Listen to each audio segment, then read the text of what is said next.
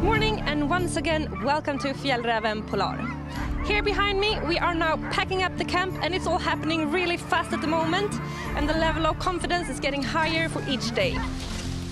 Last night was a good proof of how far the teams have got in such a short amount of time.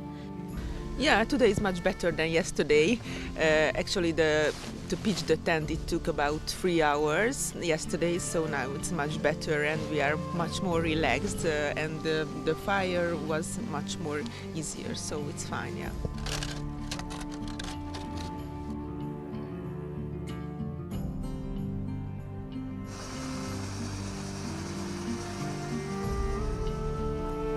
I've been living up to this for a very long time, and when it is suddenly happening, you just realize how lucky you are and how amazing this world is and all the people in it. Should have a marshmallow right now, so It goes in ups and downs, really. I talked to Susanna about it earlier today, and you have those moments where you think, oh, I want to go home and I want to take a bath, and then 3 seconds later you see a mountain and you see the sunshine coming over the mountaintop. You think, no, I'm gonna stay here forever. So most of the time you enjoy it, but it gets rough sometimes. I don't know, I guess they're talking to each other. Does anybody know what they're doing? Just having a laugh, I guess. Just enjoying. I guess they're happy, yeah. Last night, it was windy and snowy and very, very cold, and it's quite mellow here now. It's fantastic. Could almost be autumn. And I've got my lovely, look, I think I'll just sleep here on this. This is absolutely just a recliner, isn't it? An Arctic recliner, that's what these are. They're not sledges, they're sun lounges for the Arctic. I think I'll just sleep here, it's great.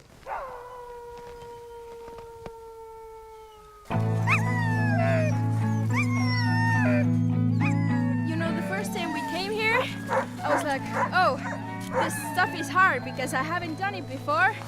And now that it has become a routine that we're doing every day, and it just gets easier and faster because you get better all the time. So most of the individuals coming here, they don't have any experience at all dog sledding. So can you tell me, how are they developing during this week? Really, really good. I mean, the first day, especially the first day, you have constantly a headache on the sled, but they come on very well. Of course, there is a tipped over sled, a drop dog team, but when I've yelled a few times, they listen and they hold on to the sled, and all of them, they know how to drive a sled in the end of the Polar. What is the most common mistake made? It's too much clothes on. The Polar Park is very warm and lots of mountains to run up, and then they sweat a lot and then they get cold. That's a very common mistake. I realize regulating the temperature and keeping dry is a big challenge. But one person who knows a lot about that is Kalle.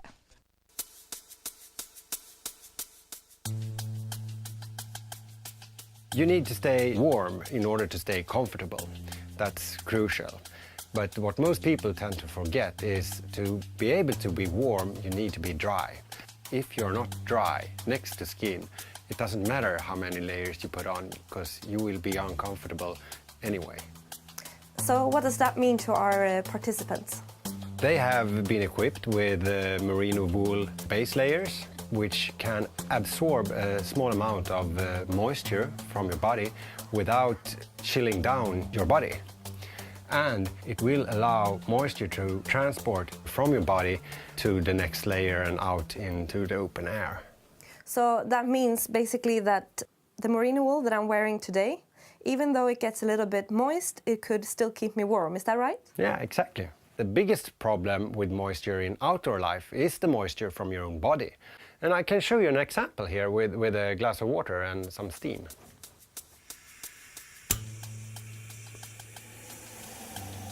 And this is merino wool fabric, exactly as the ones that the participants are wearing.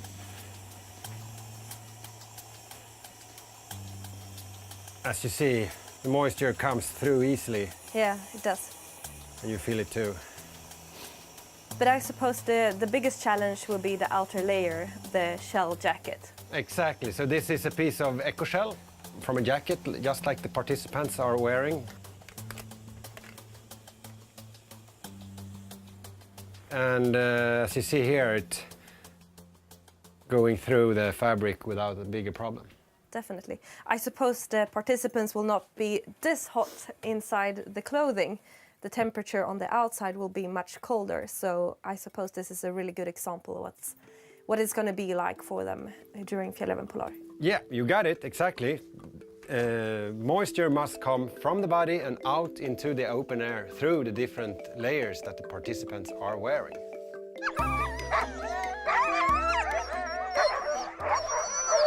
So, who are the most eager? You or the dogs? I guess the dogs. As you can see, the sled is moving. If I don't stand on the brake right now, I'll show they will just go ahead. They've been waiting all night and been all eager this morning, so now we're ready to go and cross some lakes and have some beautiful landscape.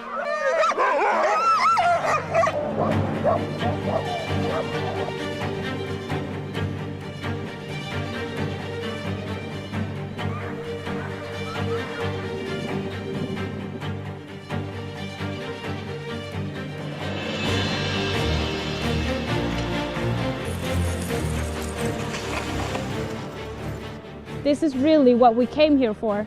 Riding the dogs, seeing the differences in the forest and up on the mountains, in the weather changes. It can change in just a few minutes from sunshine and a little bit of snow to a heavy wind and many clouds in the sky. So There's a lot of time to contemplate life, and I've been doing a lot of it actually, about where I want to be when I get back, who I want to be when I get back. Because there's something I learned in these days, it's that if there's a problem,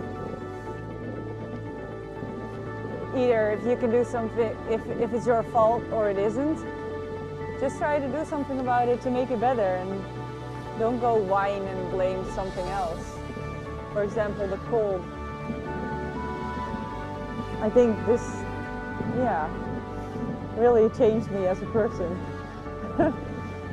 Doing it a lot. Omelets, er vi borte. Down, down, down, down, down.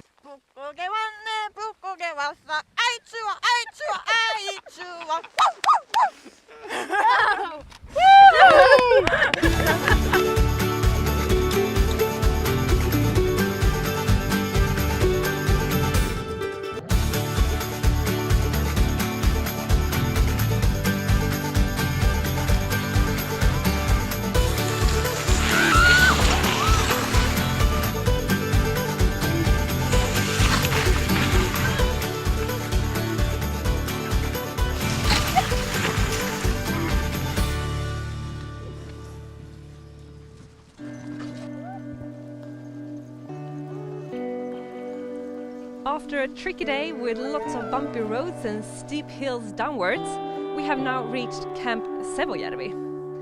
Here the teams will get some more information about staying in open shelters, and that will also be the challenge for the night.